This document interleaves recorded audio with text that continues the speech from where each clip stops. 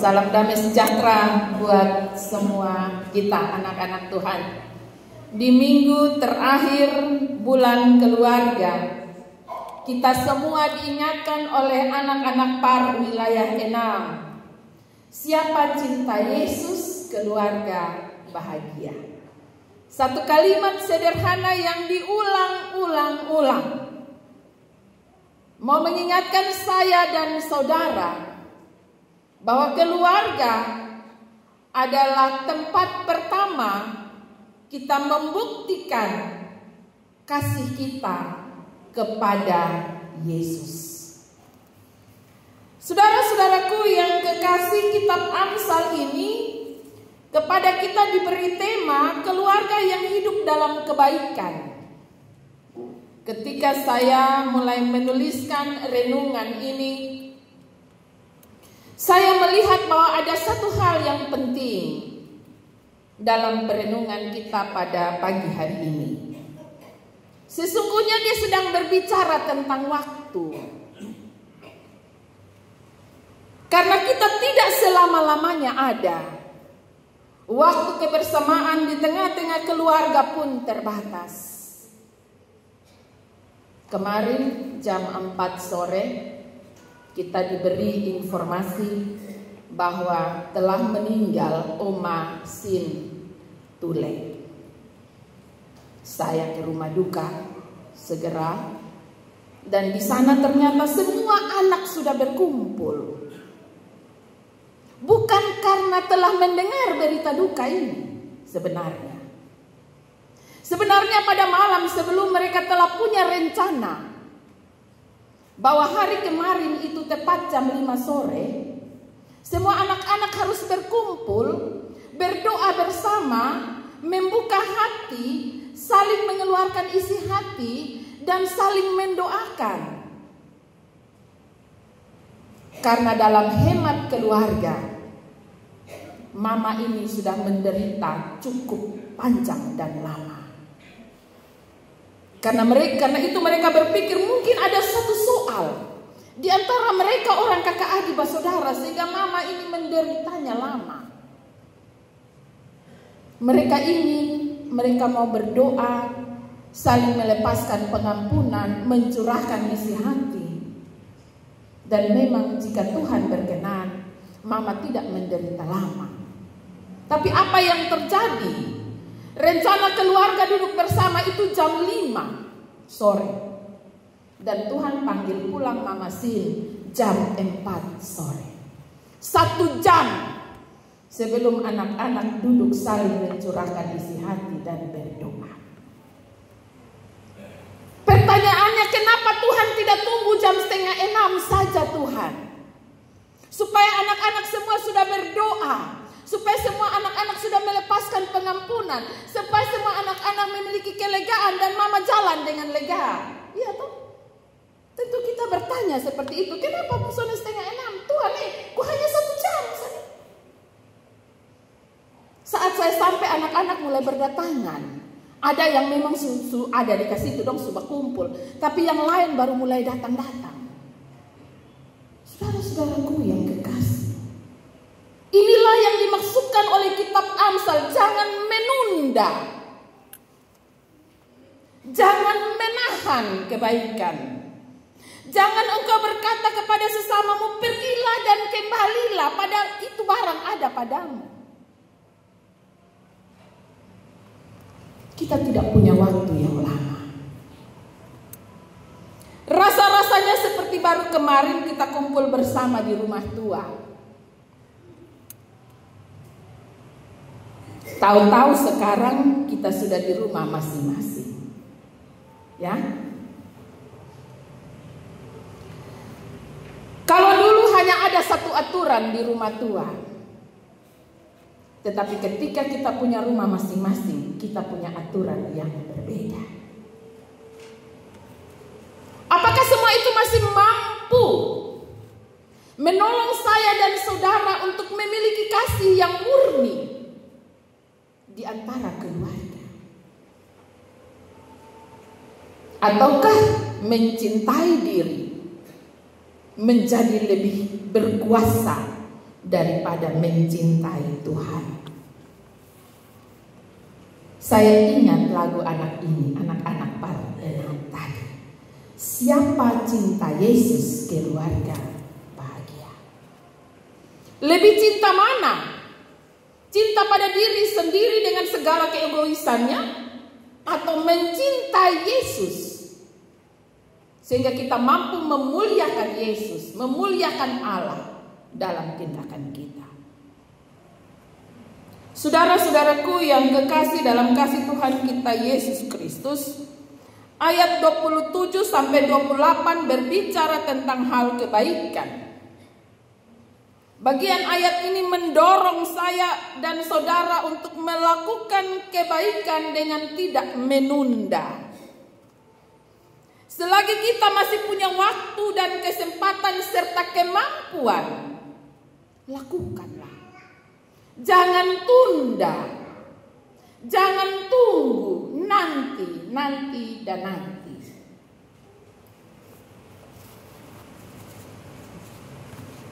Dan di ayat 29 dan 30 dia berbicara tentang pikiran-pikiran negatif yang seringkali menjadi asumsi dalam diri kita terhadap orang lain, bahkan terhadap sesama saudara sendiri. Ya. Di sini dikatakan orang yang tinggal satu rumah juga botong curiga, botong merencanakan kejahatan. Ketong bertengkar dengan orang yang sebenarnya dia tidak berbuat jahat, tapi karena asumsi-asumsi negatif, pikiran-pikiran yang merasuki, yang berangkat dari rasa iri hati, membuat kita mencurigai saudara kita sendiri, mencurigai anak kita sendiri, mencurigai pasangan kita sendiri, mencurigai orang tua kita sendiri, sehingga kita bertengkar, sehingga kita merancangkan hal-hal yang jahat. Saudara-saudaraku yang kekasih, ini berbicara tentang relasi. Setelah 1 bulan lamanya firman Tuhan mendatangi kita, baik dalam ibadah rumah tangga kategorial maupun dalam ibadah bergereja, kepada kita diingatkan bagaimana hikmat yang benar itu kita jalani dalam kehidupan kita sebagai orang bersaudara. Sudahkah menolong relasi kita sampai dengan saat ini? Adakah relasi-relasi yang telah diperbaiki di antara sesama keluarga? Yang rusak-rusak dong superbaiki kok belum? Ataukah ibadah ini akan berlalu begitu saja? Firman Tuhan ini akan berlalu begitu saja? Tunggu kok Natal baru bacium. Habis Natal tahun baru nak ulang lagi. Saudara-saudaraku yang kekasih dalam kasih Tuhan kita Yesus Kristus, curiga, iri hati, pertengkaran yang tidak jelas, atau yang ada-ada alasan untuk beribut, seringkali hadir dalam kehidupan keluarga-keluarga Kristen. Hari ini firman Tuhan mendatangi saya dan saudara. Dalam ayat 32 sampai ayat 35, saya dan saudara diajak untuk melihat akhir hidup dari setiap orang. Yang pertama, orang sesat itu kekejian bagi Tuhan. Itu kalau terjemahan lama dia bilang kekejian bagi Tuhan, tetapi terjemahan baru yang tadi dibacakan oleh Bapak Jimmy, dia bilang hal itu menjijikan bagi Tuhan. Orang sesat dan orang yang suka menyesatkan orang, itu menjijikan bagi Tuhan, kekejian bagi Tuhan. Kita baca itu di ayat yang ke-32. Yang kedua, dalam rumah orang fasik itu yang ada hanya kutuk saja. Yang ada hanya kutuk saja dalam rumah orang fasik. Walaupun terkadang botong lihat, ini orang nih son parna dia baktua pu rumah mah. Dia pu hidup ke pu senang lain. Pu bahagia lain. Kemudian kita mulai iri hati. Padahal firman Tuhan mengatakan kutuk Tuhan ada di dalam rumah orang fasik. Hal yang ketiga, orang bebal itu akan menerima cemooh. Kita bisa membaca itu di ayat 35. Tetapi orang bebal, orang yang bebal akan menerima cemooh.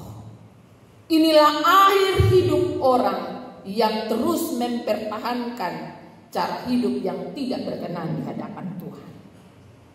Sebaliknya, kita menemukan bahwa orang yang jujur itu bergaul erat dengan Tuhan. Kita dapat melihat itu di ayat 32. Tetapi orang jujur, ia bergaul erat.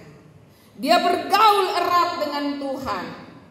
Hidupnya senantiasa ada dalam penyertaan Tuhan. Ia selalu menaruh pengharapannya hanya kepada Tuhan.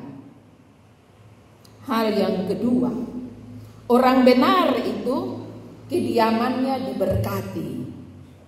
Di sini dikatakan di ayat 33. Tempat kediaman orang benar diberkatinya. Amin. Orang benar itu hidupnya diberkati. Meskipun kelihatan pekerjaannya sederhana, meskipun kelihatan penghasilannya kecil, tapi ia diberkati oleh Tuhan. Orang yang rendah hati itu dikasihi Tuhan. Luar biasa Di ayat 34. Orang yang rendah hati dikasihinya. Orang yang rendah hati itu mendapat belas kasihan Tuhan. Ya. Walaupun kelihatannya dunia mengatakan bahwa orang yang rendah hati itu diinjak-injak. Orang yang rendah hati itu son pakai-pakai.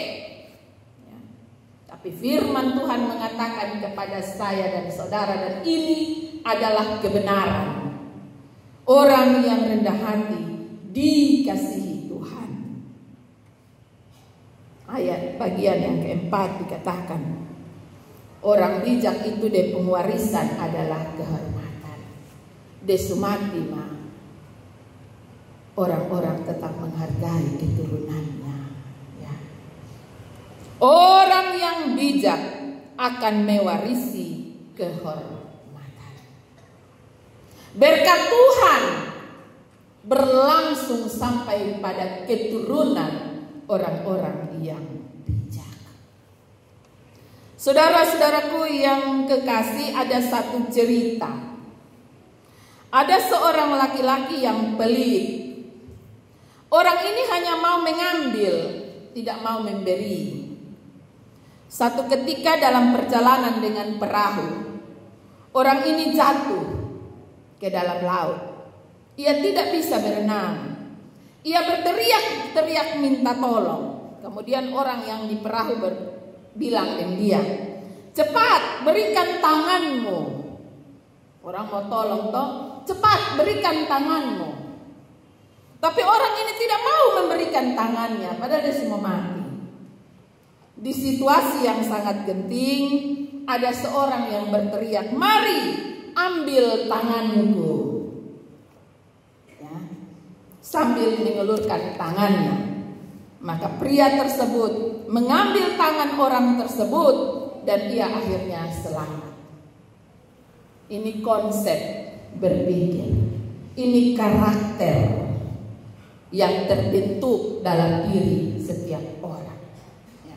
Saudara-saudaraku yang kekasih, nasihat hikmat dari Amsal ini agar kita, saya dan saudara, mampu memiliki hikmat dan bijaksana dalam bertutur kata dan bertingkah laku. Sebagaimana nats pembimbing yang terbaca bagi saya dan saudara dalam Matius 5 ayat 16 tadi. Hendaknya terangmu bercahaya di depan semua orang, supaya mereka melihat perbuatanmu yang baik dan memuliakan Bapamu yang di sorga. Apapun yang saya dan saudara lakukan hari ini, lakukanlah dalam hikmat Tuhan. Muliakanlah Tuhan lewat perbuatan kita, baik dari dalam rumah kita maupun ketika kita keluar ada di tengah-tengah dunia ini. Tetaplah berbuat baik, karena hanya dengan berbuat baik kita sedang menyaksikan kasih Allah yang telah kita terima di dalam hidup kita. Firman Tuhan mengajak saya dan saudara untuk memuliakan Tuhan lewat perbuatan kita. Tetaplah hidup dalam kebaikan. Tuhan Yesus memberkati firman-Nya, menolong saya dan saudara. Amin.